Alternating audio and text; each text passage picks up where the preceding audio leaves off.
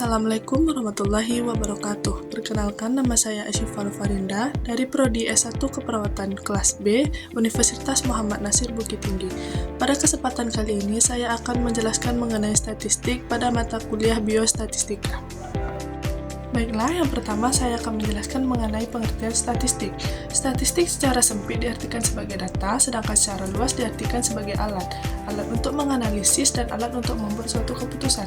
Statistik sendiri digunakan untuk membatasi cara-cara ilmiah untuk mengumpulkan, menyusun, meringkas, dan menyajikan data penyelidikan.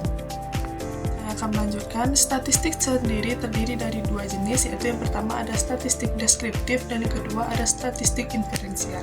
Statistik deskriptif adalah statistik yang digunakan untuk menggambarkan atau menganalisis suatu statistik hasil penelitian tetapi tidak digunakan untuk membuat kesimpulan yang lebih luas.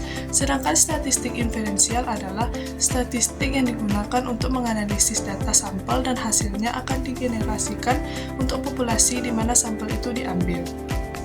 Pada statistik inferensial terdapat dua jenis statistik, yaitu yang pertama ada statistik parametrik dan kedua statistik non-parametrik. Statistik parametrik digunakan untuk menganalisis data yang berbentuk interval dan rasio, sedangkan statistik non-parametrik biasanya digunakan untuk menganalisis data yang berbentuk nominal dan ordinal. Data sendiri dapat kita peroleh dari dua cara. Yang pertama ada data primer, merupakan data yang dikumpulkan oleh peneliti yang digunakan untuk menjawab tujuan dari penelitian secara spesifik. Data primer ini dapat diperoleh dari kegiatan yang pertama survei atau penelitian di lapangan. Sedangkan yang kedua ada data sekunder, merupakan data yang telah tersedia atau telah dikumpulkan oleh orang atau lembaga tertentu. Selanjutnya kita akan membahas mengenai skala pengukuran. Ada 4. Yang pertama ada skala nominal, yaitu data yang hanya dapat digolongkan secara terpisah atau secara kategori. Contohnya seperti jenis kelamin, laki-laki dan perempuan. Selanjutnya ada skala ordinal, yaitu data yang berbentuk ranking atau peringkat, di mana jarak antara satu ranking dengan ranking yang lainnya belum tentu sama. Contohnya seperti tingkat pendidikan, SD, SMP, SMA, dan seterusnya. Selanjutnya ada skala interval, yaitu data yang jaraknya sama tetapi mempunyai nilai nol absolut atau mutlak, contohnya seperti suhu. Yang terakhir yaitu skala rasio. Data rasio adalah data yang jaraknya sama dan mempunyai nilai nol yang mutlak, contohnya seperti berat badan. Selanjutnya kita akan membahas mengenai penyajian data. Penyajian data yang pertama ada dalam bentuk tabel. Penyajian data dalam bentuk tabel banyak digunakan karena lebih efisien dan cukup komunikatif. Ada dua macam tabel yang biasa digunakan, yaitu yang pertama ada tabel biasa dan juga tabel distribusi frekuensi.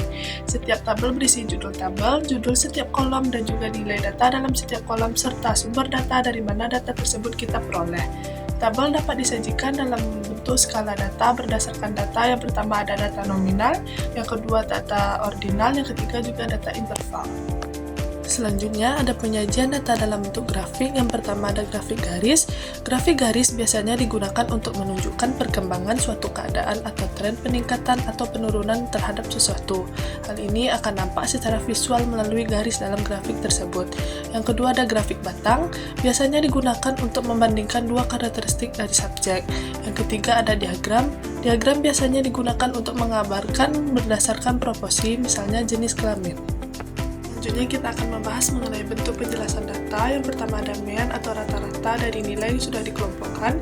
Yang kedua ada median atau nilai tengah dari nilai yang sudah diurutkan. Selanjutnya ada modus, yaitu nilai yang sering muncul setelah nilai diurutkan. Selanjutnya ada standar deviasi, yaitu penyimpangan baku, yaitu penyimpangan dari nilai yang sudah disajikan. Selanjutnya ada variasi, yaitu nilai penyebaran, dan juga rank, jarak nilai tertinggi dan terendah. Kita akan membahas bagaimana cara pengambilan sampel. Yang pertama ada simple random sampling, yaitu pengambilan sampel secara acak sederhana yang menekankan pada sistem pengambilan sampel yang didasarkan pada angka yang muncul. Keadaan ini dapat dilakukan dengan memberi nomor dari seluruh populasi yang ada sebelum dilakukan pengambilan sampel. Selanjutnya systematic sampling, yaitu pengambilan sampel yang lebih menekankan pada sistem interval dari hasil proses random. Selanjutnya stratifikasi sampling, yaitu suatu proses pemilahan terhadap populasi ke dalam beberapa strata yang saling pisah. Pengambilan sampel dengan stratifikasi ini lebih menekankan dan juga memperhatikan subcluster yang ada.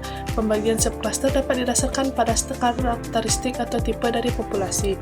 Selanjutnya yang terakhir ada cluster sampling, yaitu pengambilan sampel cluster dapat didefinisikan sebagai setiap perencanaan pengambilan sampel yang menggunakan rangka yang terdiri dari cluster-cluster unit pencacahan.